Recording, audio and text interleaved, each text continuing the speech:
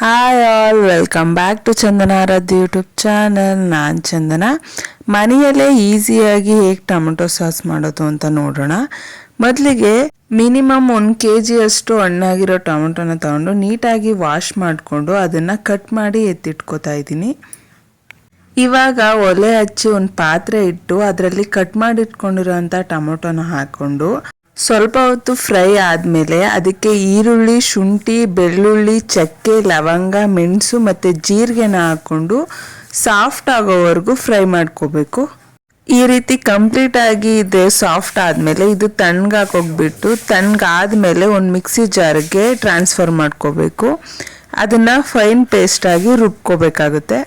ಇವಾಗ ರುಬ್ಬಿರೋ ಅಂಥ ಪೇಸ್ಟ್ನ ಕಂಪ್ಲೀಟಾಗಿ ಸೀಡ್ ಸಪ್ರೇಟ್ ಮಾಡಿ ಒಂದು ಪಾತ್ರೆಗೆ ಹಾಕ್ಕೊಂಡು ಸ್ಟವ್ ಹಚ್ಚಿ ಕುದಿಯೋಕೆ ಇಡಬೇಕಾಗುತ್ತೆ.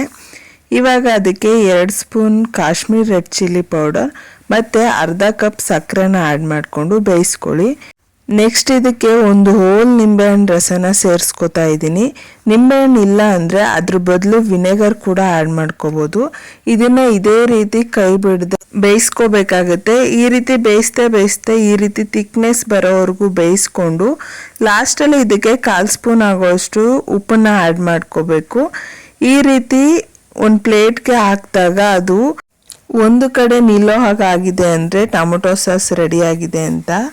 ಇದನ್ನು ಒಂದು ಬಾಕ್ಸಿಗೆ ಸ್ಟೋರ್ ಮಾಡಿ ಇಟ್ಕೊಂಡ್ರೆ ನೀವು ಯಾವಾಗ ಬೇಕಾದರೂ ಯೂಸ್ ಮಾಡ್ಬೋದು. ನಿಮ್ಗೆ ಈ ವಿಡಿಯೋ ಇಷ್ಟ ಆಗಿದೆ ಅಂತ ಭಾವಿಸ್ತಾ ಈ ವಿಡಿಯೋನ ಇಲ್ಲಿಗೆ ಎಂಡ್ ಮಾಡ್ತಾ ಇದ್ದೀನಿ. ನನಗೆ ಸಪೋರ್ಟ್ ಮಾಡೋ ಪ್ರತಿಯೊಬ್ಬರಿಗೂ ಥ್ಯಾಂಕ್ಸ್ ತಿಳಿಸ್ತಾ, do subscribe for more videos.